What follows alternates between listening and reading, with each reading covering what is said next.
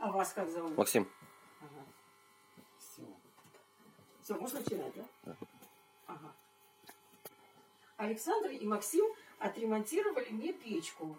Очень довольны, все быстро сделали, все договорились, красиво, дверцы поставили. В общем, очень-очень довольна.